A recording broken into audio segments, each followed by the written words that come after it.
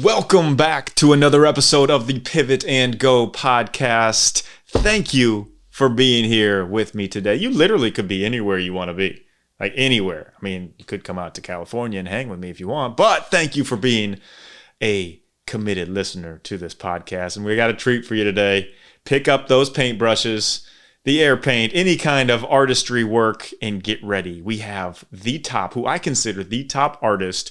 Forget you, Banksy. You don't know who you are. The top artist in the world, Noah Elias. And you would think we'd get in depth on, and we will. We'll talk about his Disney deal that he works on, Pixar, Fast and the Furious, and all of that. But so much more in depth on how Noah attacked his passion when he was literally homeless, living out of his car in Newport Beach, painting for anyone, was just broken, having a midlife crisis at 28, and how he used that underbelly wounding to find his true calling and to be able to achieve who he has become to be, an ultimate life pivot. This guy is just, you are going to be blown away. I really recommend you listen to this one 3 times. I'm not just saying that. He is that good and that impactful. We will absolutely have him back on. But for now, buckle up, because here we go. End of the road, just pivot and go. Pivot and go. Noah Elias, welcome to the Pivot and Go podcast. Man, it's been a couple months since I met you down at the baseball game and was just blown away by you from the first time that I met you. Your amazing paintings that you showed me through Instagram. I've been stalking you, looking at your tattoos, all the artwork you do. Man, it's just an honor and a blessing to have you on this podcast. Oh, thank you, man. I'm stoked. Okay, we're going to dive into it. So start us off with a bang. Something that maybe not everybody necessarily knows about you, like I said, the amazing artist that you are, but something a little bit different. Something a little bit different. I probably, and I don't post enough about this or put this out there enough, but just incredibly enamored with interior design. And I know it sounds weird, it's out of left field, but it's like, it's a big part of who I am and the way that I'm wired from my upbringing. Okay, interior design. Are you interior design like your houses or like what Yep, is? yep. Okay, all right. So creative spaces, places that like really inspire creativity. And when people walk into it, there's something special about it, but they don't know why. But all the nuances and like really studying the entire art of what it means to bring people into an immersive experience, whether it's the paper quality of the receipt, to the pen that's used, to the weight of the utensils, to the look of the room, the lighting, the vibe. Like I nerd out on all that stuff. Ooh. It's like a whole hobby. So yeah, I love exercising it as well. Ooh, I'm into that, man. I just read a book called Joy, and it was about like how they look at joy from a different angle of the things around you, like the colors that bring people joy, the interior design. Like we think it's all internal, but there's a lot of it that's external that brings the internal. Oh, massive. So that's beautiful. Massive. When I design my house, my dream home, I know where I'm coming for the paintings too. All yeah. Right. No, on this Pivot and Go podcast, we bring on people that have achieved great life success in their own terms. And no one ever just gets there. You don't just start at the top. You go through different pivots, different struggles. Is there a time in your life that really stands out to you that you were just stuck and you made this pivot that led to the trajectory you're on today? Yeah, I had built the ladder of success, found out that it was leaning up against the wrong building, and got to the top and was miserable at 28 years old, kind of having a midlife crisis because I started my business when I was 16 on a bike, going door to door, selling art, and people call it hustling or whatever. But back then there was no social media, so there was no way to get the word out. So in my case, I just got on a bike, put some art underneath my arms, walked door to door, rang the doorbell, and started to ask people if they wanted to buy some art, washed people's cars, did paper routes, did whatever I had to do to make revenue. Mom was unfortunately in bed. Dad was doing his own thing. The family had split up when we were 9, so it was like a massive nuclear bomb that went off in my life. And then when I hit 28, I had become super successful. But at 28, I was haunted by the fact that if I had reached the ladder of success and the pinnacle at 28, what the heck was I going to do with the rest of my life? And that's where I had a total massive pivot and a massive shift. It was a massive disruption. So, okay, let's rewind that for a second there. you had this at 28, but before that, I know that you had a decision to make. Now, what you're not telling, and you're super humble, is you're one of the top artists in the world. Like, there's no question about it. There's no question about it. You don't have to say it. I'll say it for you.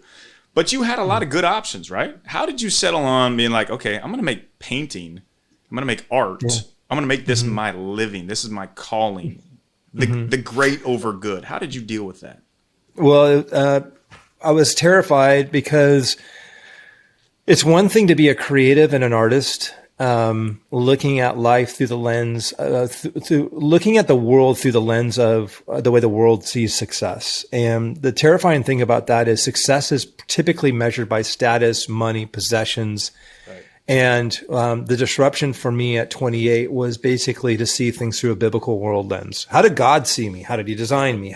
Why did he put me on this earth? What am I supposed to do? I knew I had something extremely important tugging in my gut. I knew I was made for more. I knew I was wired for more, but I could not find the answers to that question. And so the hard part with the what am I going to do with the rest of my life as a creative, art for me was the one thing that was paying the bills, but also art was the thing that I knew as a go-to because it was the one thing I could do that nobody else could do. Were there a lot of other artists? Yes. Are there still artists that are absolutely unbelievably better than I am? Totally.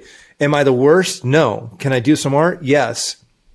But for me, creativity was also haunting because of all the personas of what everybody said at the time. Artists don't make money. Don't go to school. Even if you went to school for creativity, it still wasn't a guarantee that you're going to be able to pay the bills. And so for me, I was born at a very interesting time. And I think this will help a lot of people that are listening to this, is when you arrive on this planet and when God places you on this planet for such a time as this. I was born in the 70s, grown up when I finally matured in the 80s, where technology was just starting to come on the scene. So here I go from an analog lifestyle of an artist creating things out of thin air to then maximizing that with technology. And so for me, technology being born where I was starting to do illustration work, signs by hand, drawings by hand, illustration, logos, package design, branding, you name it, I did it. I was the guy that created that. But it was haunting. Back to the question, the haunting part for me with creativity was the fact that, holy mackerel, I not only have to figure out how to make a life and a living, but then I got to do it from creativity. And so it felt like the odds were double stacked against. Dude, I looked at janitors. I looked at people that just had a job where people were like, dude, this guy's scrubbing toilets for a living. And I'm like, dude, that guy's got it better than me. He's got stability. He's got a guarantee. He knows that paycheck's going to show up. And so for me, I'm like, dude, how do I solve this riddle? I love that. That is the epitome of taking the gift that God gave you, your passion for art, and making it your mission, making it so much bigger than just a job, which you have done. And I think it's the greatest gratitude to God is when we take this gift that he gives us and we pursue it, when we go all in with such a passion, because so many of us, and I want to get in this deeper with you, is we have this block on us, this fear. You hit on it, the worldly success, like you want to just know that paycheck's coming. But you took that bet on yourself. You took that bet. You had that midlife crisis, and you got to tell the story about the yellow Lamborghini guy, because I think that ties it in so beautifully. Yeah, so that night, I'm sitting above the cliff in Corona del Mar, which is one of my most important places that I go to every weekend. And one of the most important things for me by going there was as I sat above that cliff and I was thinking about reconciling that whole thought of what am I supposed to do, all those tough questions, crying out to the Lord, trying to figure it out. Dude, all he said was this: take all your hurts, your pains, your struggles, your victories, everything that has happened up to this point over the last after the last 10 to 15 years, and take that and put that in take that journal and put that into paintings. I went home super depressed, super upset, and I literally emotionally vomited and just purged spiritually onto these canvases. Just went went nuts on them. I framed them full blown. They're about 6 feet long, almost cinematic aspect ratio, and just put them up in my gallery, which is this really cool warehouse at the time. And just put all of those angels and mermaids and just that whole vibe. And I put them up there, and then I was sitting there and I was praying. I was talking to the Lord about it. I'm like, dude, what should we price these things at? And he's like, if the price does not scare you, you're not going big enough. And so he was like this, dude, you gotta be like having pucker factor. Like it's gotta make you like super cringe, almost throw up if it's not. And at the time I was like a couple grand, on my paintings. I put 12,500 on them. Next thing I know, a few days later, through a referral, this dude rolls up in a yellow Lamborghini, comes walking in the studio, and he's like, dude, I heard about your stuff. I wanted to check it out. I'm building this brand new house. And he comes looking at me. He's like, okay, these things are crazy, dude. He's like, how much are they? And I said, they're 12.5 each. And he's like, I'll take those 4 right there. And I'm like, okay. And he hands me the check. And I'm like looking at that check. And I immediately flashed back to my conversation with the Lord, crying out on that cliff, sitting there. And I wasn't suicidal or anything, but I was just literally sitting there looking at everything through God's perspective. And he's like, listen, the Lord just gives me this download. He goes, dude, and I do think God speaks in dude, but he goes, dude, yeah. He goes, listen, your story is your greatest asset. And if you take your asset and expose your story, it is going to provide healing and a solution to help heal the world through my hope.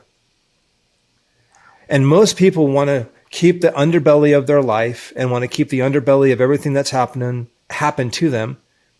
Either one, they're in fear of people hearing the underbelly and the hurt and the ugly and the muck and the mire. I don't care if it's you were molested. I don't care if it was you went through sexual trauma, you went through verbal assault, you went through curses spoken over you. I don't care if you went through, regardless of how ugly and gross and horrible anything that you went through or the things that you lacked. God wants to make beauty out of the ashes of your life. And dude, I'm telling you right now, when we take our story, which is what God spoke through, it's the most powerful thing, because your story is your greatest asset. And that is the one thing that people cannot take away from you, because it actually did happen. People can't sit here and say, dude, that ain't the truth. The Bible doesn't say that. Screw that, dude. That happened to me. And when I took that hurt, those pains, those pages, and put that into art, that became a part of somebody else's story to provide them hope. So what I think is like one of the main things that I focus on when I'm coaching and mentoring creatives is helping extract that greatest asset out of them. Then putting that into their products, putting that into their work. And it doesn't just have to be paintings. It goes into why you're building a company. Why are you a company or are you a cause? How is everything that you're going to use, your time, talent, and treasure, going to be used for something that has eternal value? Because everybody here right now is trying to build brands and build success and trying to be successful using a metric, what I call a vanity metric, which is success, which is based completely on a false narrative, where they're just trying to build this rad brand and company, not realizing, dude, you're building a house on sand, when if you just really used your story, that's really what people want to connect with. And that's when things are going to be the tipping point and the skyrocket to your brand. But we have to be vulnerable. We have to be able to share that. We have to be able to tune into that. But then we have to properly have the bedside manner of knowing how to position that to the world. So most of the time creatives blow it and just go off firing. And the goal here is to really harness what God has done in your life. Use that to be a solution for others. So that was my tipping point. Long answer, sorry. No, come on, preach it.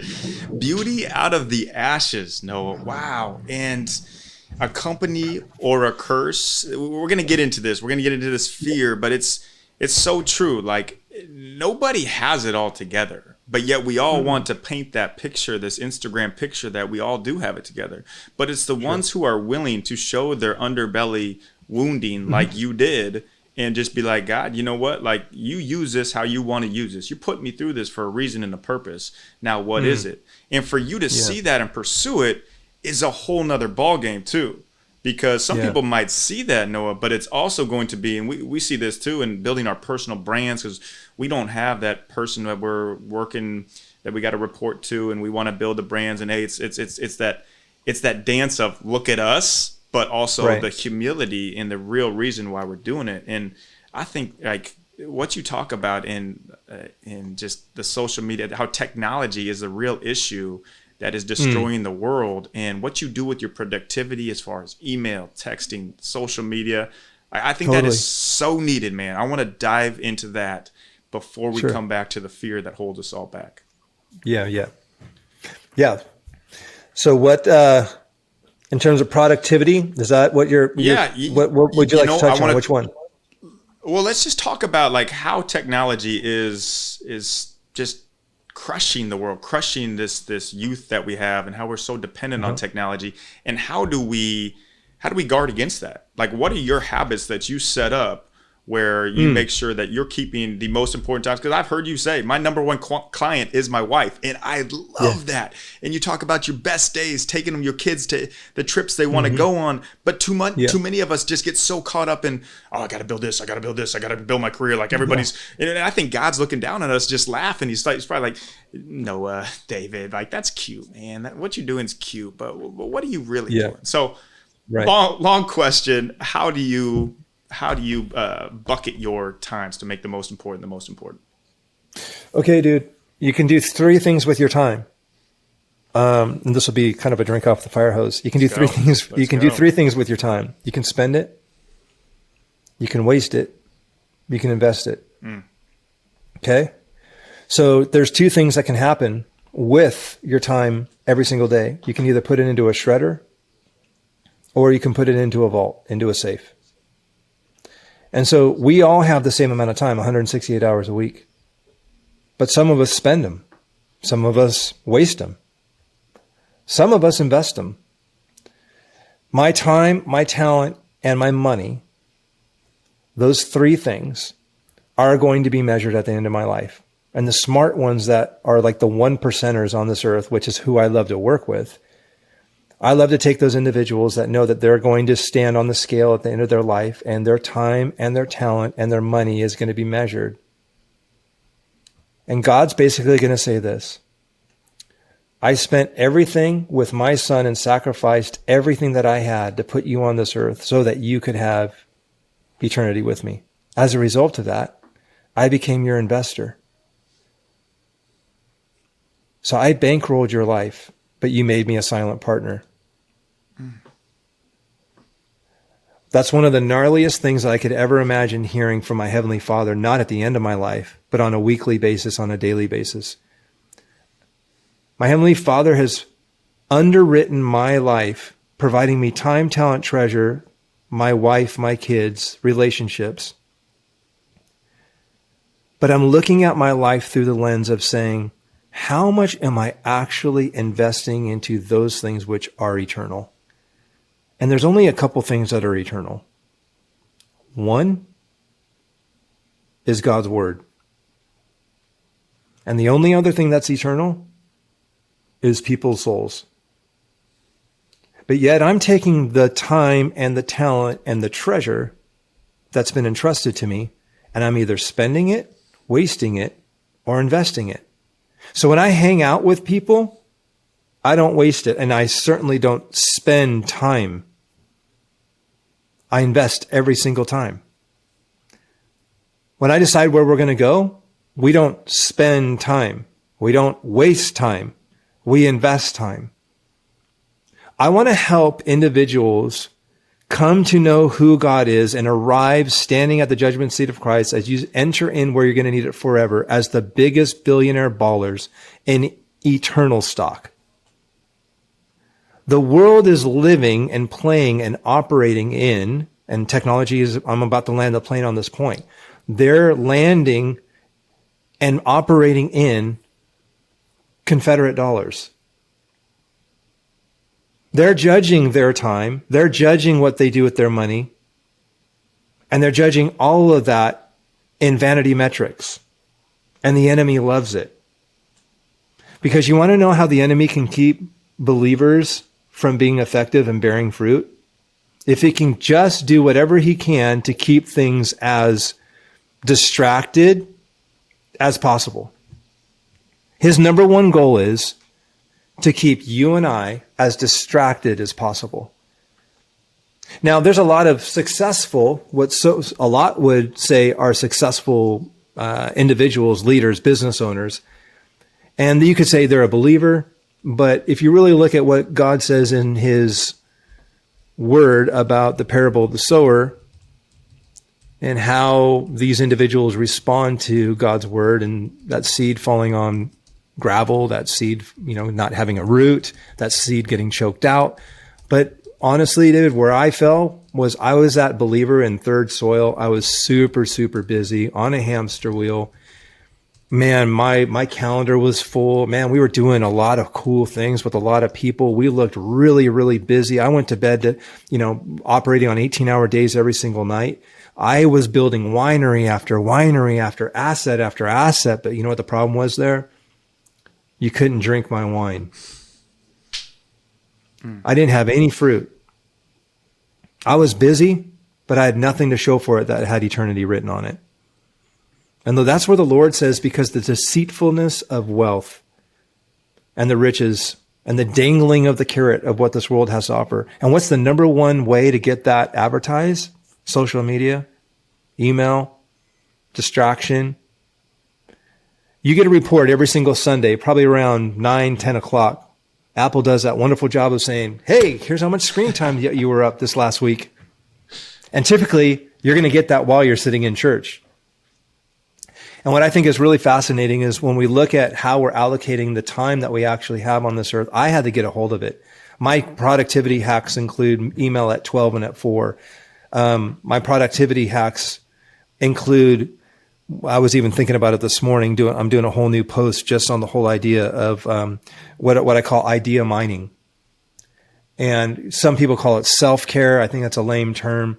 The whole idea of investing your precious time, the sacred swing in the morning, of really doing that idea mining, of spending time with the Lord, finding out what's just going to make your day the most optimized possible. How are you going to create the best creativity? How are you going to get the downloads for the greatest ideas of what's going to change your business?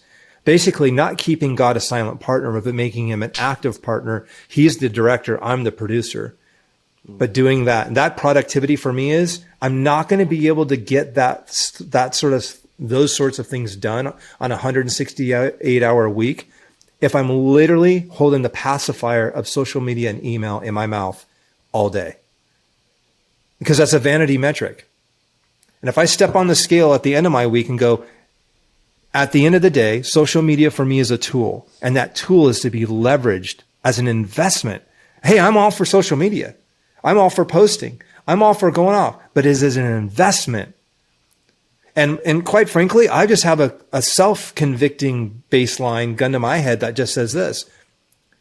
If there are people that are going to follow my feed, will that be an investment of their time if they watch and read and go and study what I'm doing? Will they come away better as a result of the content that I'm creating? Or am I just creating fast food? Man, it tastes great for a second, but it has no lasting nurturance, no lasting sustenance. So we have to ask ourselves this question. Out of the 168 hours a week, we become what we eat.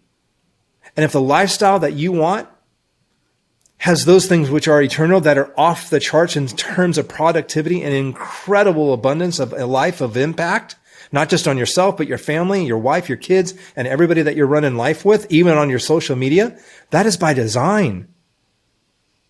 So that's my productivity hacks. Oh, man. This is amazing. Noah, you are one of the wisest minds that I've been around, just in our interactions in person, through text, and now in this conversation too, is like, we haven't even talked about your artwork. We haven't talked about your deals with Disney. We haven't talked about all of this, like what you would look as like, oh, Noah's going to come on here and he's going to talk about how great he is at painting, and we're going to go into that.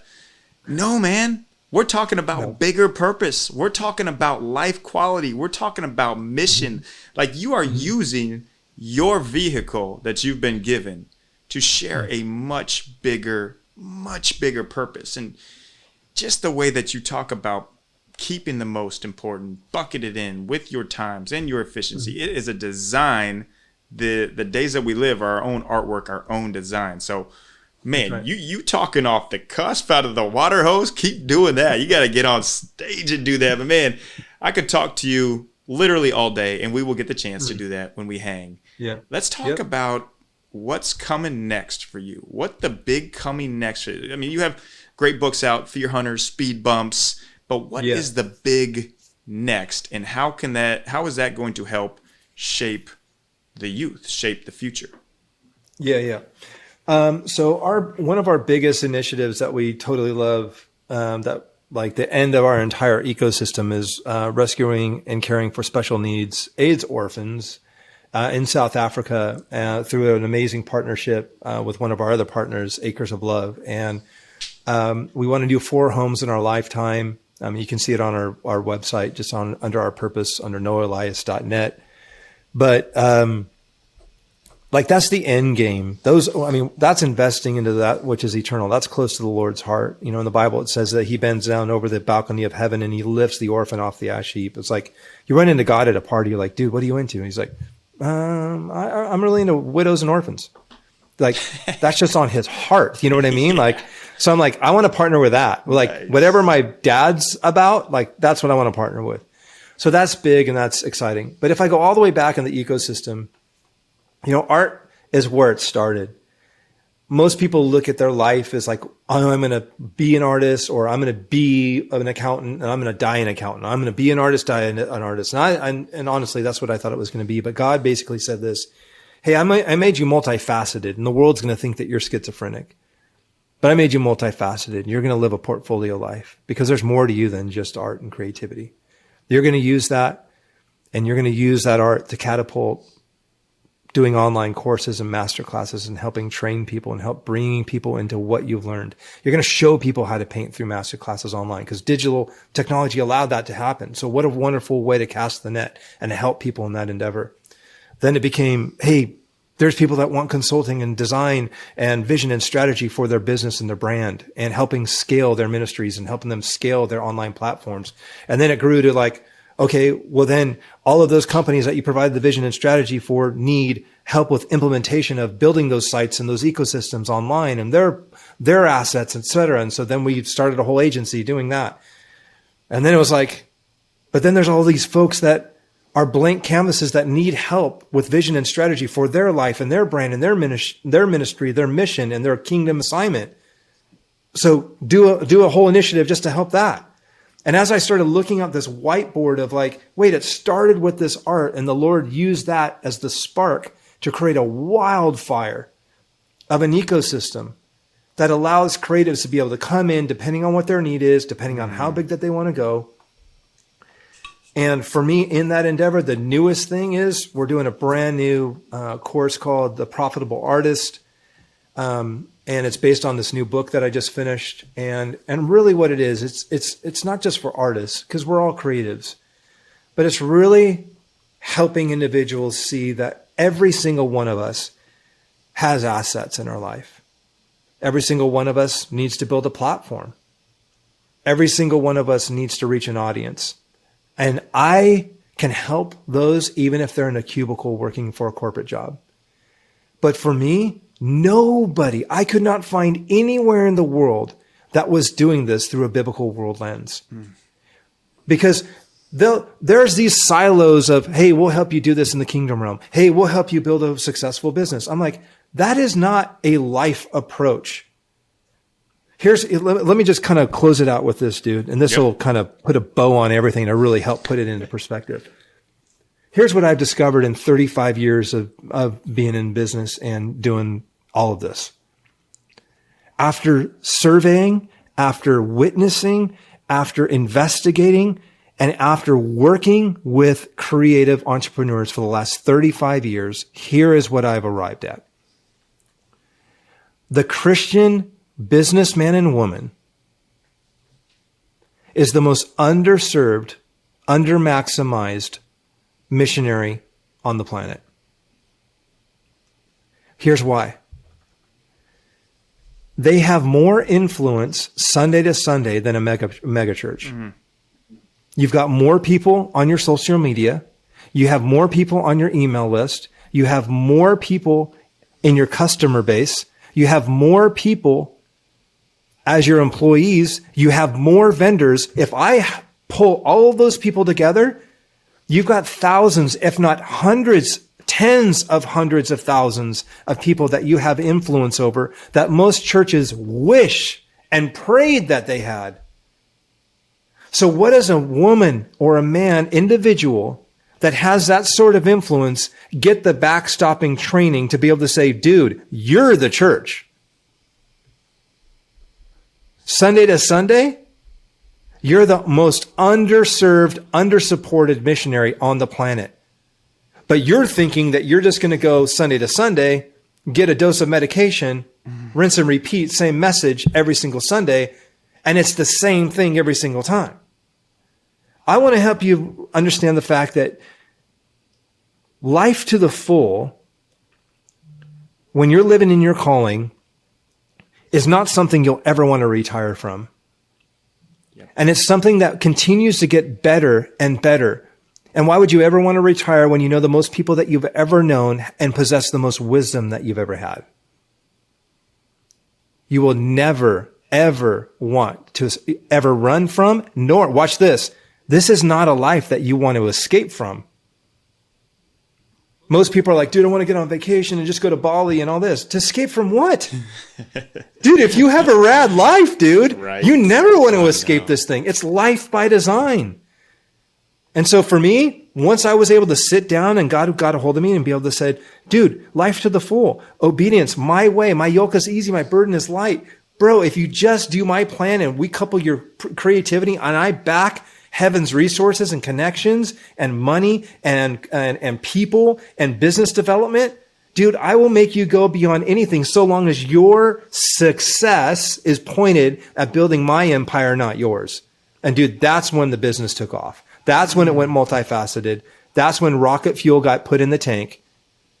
And dude, that's available to everybody. Or we can just keep toking on the hookah pipe of vanity metrics, sitting on social media and looking at everybody else's highlight reel and wondering why God doesn't show up. Man.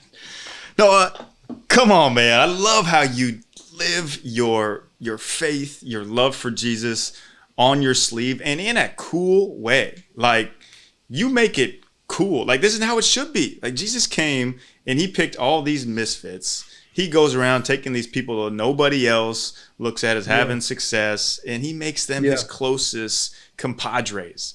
Like, you make you just ooze it out of you, man. And I love how you say you are the church, because that is, I mean, essentially what we are. We are not who we are just on Sundays, but who we are throughout the entire week. And we have this gift, this passion, this mission that is the epitome of heaven on earth, that God wants us to dance with the divine here on earth. So I love that, man.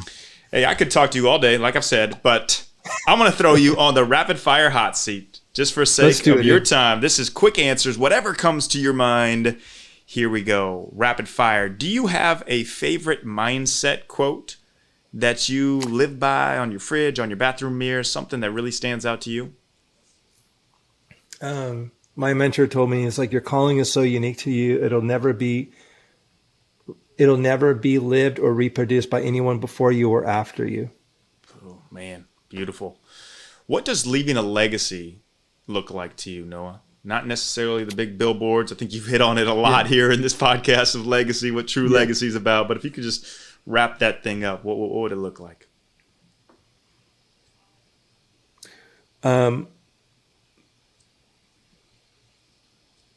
That everything that I spent time on earth doing, my fruit would grow on other people's trees. God's fruit, the message of God's hope, that fruit would grow on other people's trees as a result of me working with them. Love it. Love it. Here's a fun one for you. And this is, I feel like you're going to have some interesting answers here. If you could invite 3 people, dead or alive, to a dinner party, who are you inviting and what are you eating? What is your last death row meal? Be my wife, little Noah, my daughter Griffin. And the reason why that question is because it's easy to think that you want to be with somebody famous, but the only thing is, the investment of time with Chantel and Noah and the kids, that's actually the legacy. So that's going to be the greatest investment of that meal. Great answer. And providing the fruit that will grow on their trees. Anybody else that I would eat with would just be just a cool memory.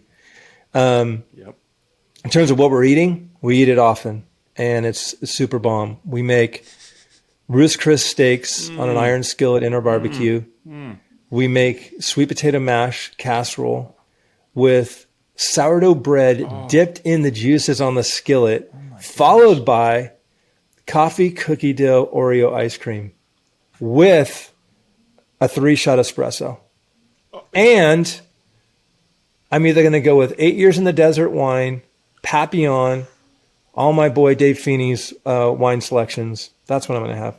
Do you realize you just painted out my favorite meal? I'm not even kidding. Sourdough, sweet potato steak. Bro, I'm inviting you to come down to the lodge. Hey. And if you come, by the way, when we do our deal, we're going to be breaking bread after. So it's going to be unreal. Yep. I'm already making the shifts in the schedule to be there. Trust me. You just sold me there. Everything else before that, like the people that are coming, forget that. That food, dude. Come on. No, it's so legit. Man, it's good. I love that answer too. And tell about, you got to tell about the best day. I heard this on a podcast where you're just talking about, and Home Alone is my favorite movie. It literally is my favorite movie of all time.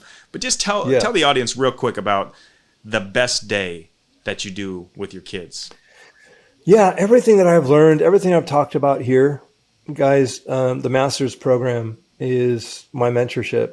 And I went through it 4 or 5 times. That's why I teach it now, because it gave me everything that we're talking about today. It gave me the biblical worldview and the lens to be able to make decisions and filter life through. Well, one of the most exciting parts of the mentorship is when we get into family. And a big part of that is, what do we do with kids? What do we do with our children, and our investment of underwriting memories with our children, and why that's so important. And a big part of that process is bestowing the blessing. I never received the blessing from my dad. And you can't give what you do not have.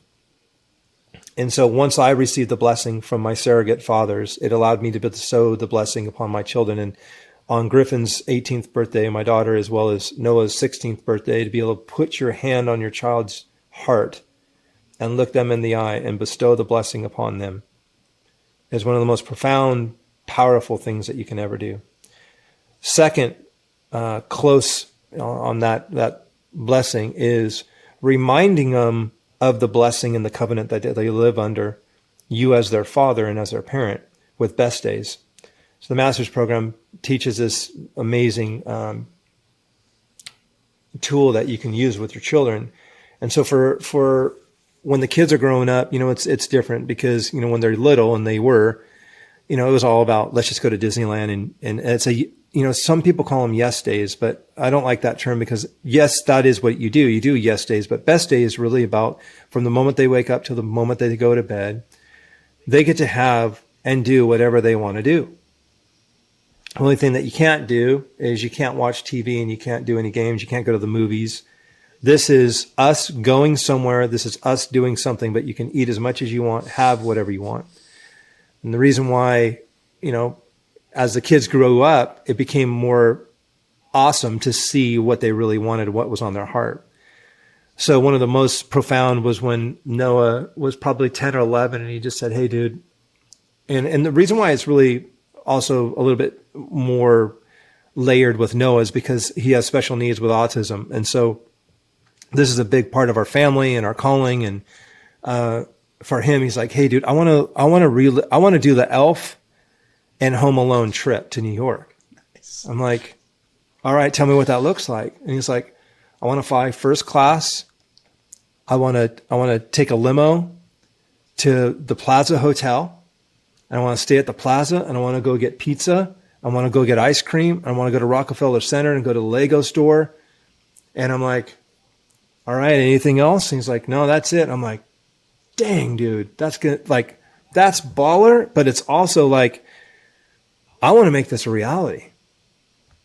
And, and what most people don't, and you can read it on my blog, but one of the things that most people don't know about this story that makes it so cool is and do I have time to say this really quick? Yeah, man. Of course. Oh, okay, This is beautiful. So, Come on. yeah. So what was really crazy was I called the concierge, and one of the greatest things about the Fairmont, and I give props to everybody there, was they got in and on it with me. And I just said, hey, listen, here's the deal. This is what's going on with my son. We're doing this special thing. It's a father-son deal. And I really want to like make things super special for him and all that. And she's like, dude, I got it covered. And we land, I get a text from her. She's like, hey, welcome to New York. We'll see you guys soon. We can't wait to see the Noahs. It was really cool. And so we're driving over there, and it's the week before Christmas. So there's slight snow falling. It's like magical. It's full Home Alone style, right? We pull up, mass crowd outside the plaza, and there's like guards, and the bellmen are actually guarding it off because they don't let the public come in during those hours because everybody wants to go see the tree, and it's all crazy. So the car opens, Noah steps out, he's got his backpack and everything, and he like walks up to the rope and everything, and the guy's like, sorry, man, we can't let anybody in. And Noah just looks up and he's like, I'm staying here. and just as like, here's what's really special. I'm going to and there's a really cool thing that the Lord did on this, but we walk in, we check in. Long story short, we get to our suite, we come walking in, and we hear noise inside the bedroom, and we hear noise inside the room, somebody talking. And we get in there, and like, Home Alone is playing on the TV. No way.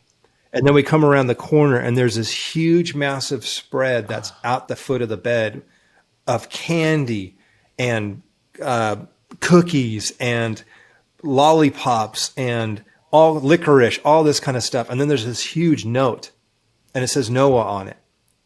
And I go, dude, it looks like there's something for you. And he goes over there and he opens it and he pulls it up, and it says, hey, Noah, make sure that you don't get lost in New York. Your friend, Kevin McAllister. Man. So, dude, that whole surprise and delight was just so insane on that moment.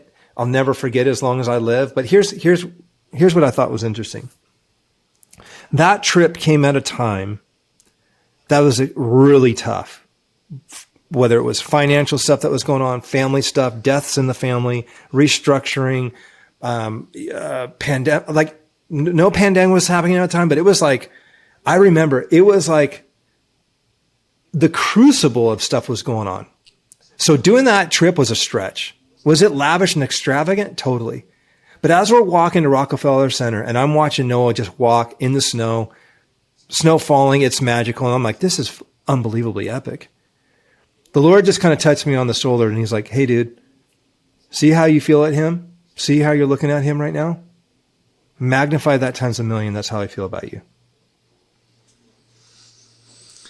So that's a moment where that best day, that moment, that confirmation from the Lord, that stuff doesn't just happen if we're busy and we're distracted. A trip like that takes design. A trip like that requires a lot of proactive thought, and not just financially, but then really wrapping around what do we want to make this an incredible investment. He still talks about it to this day. It still has a ripple effect. With Griffin, she's like, I want to go to the suite in Vegas and go see Michael Jackson and go get ice cream. Like, so it was the same thing for her. It was just, it's lavish. It's no rules. It's hearing yes all day. It's literally not hearing much from me. All I am is just the bodyguard, underwriter, and the one that's just providing them the memory of a lifetime. But where it transforms is when it goes from your kids to your spouse. And that's a whole nother conversation. So that's even better. Man, and we're going to have you back on for part 2 for sure. Because the way you talk about your wife too is beautiful. I was telling Taylor, my wife, about it. She's like, oh my gosh, wow. Okay. Yes. So you've set the standard high. So next time when you come on, we're going to do that. Man, that was a drop the mic to the max right there. If anybody is feeling stuck in their life right now, you just listen to this. Here's what you need to do. Rewind it. Listen to it again. Do the same thing again. Get these seeds planted in your mind to let them grow. Noah, Elias, you are an absolute, just light to this world. We need more people like you, and we will pump this out everywhere. How do we all follow and support you and just I appreciate that. I've got a few things. One, I have a gift for you. And if you go to Noah Elias, ELIAS, NoahElias.net /SW, I have a PDF in there that you're going to be able to download. And that PDF download is what I call the Kingdom Entrepreneur's Guide to 100x Results. It's everything we just talked about.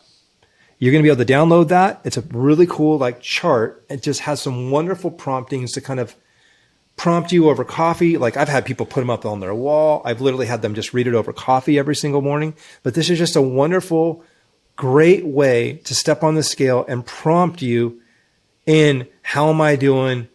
Am I distracted? Can I get more out of my time? What's the end game? What are things I need to consider? What are some certain ways to be able to see what I could do better? It's just a wonderful way to encourage you. So please download that. Take that if you'd like. I'm on Instagram, noah.j.elias. You can find me there. Twitter, Noah Fine Art. Facebook, Noah Fine Art.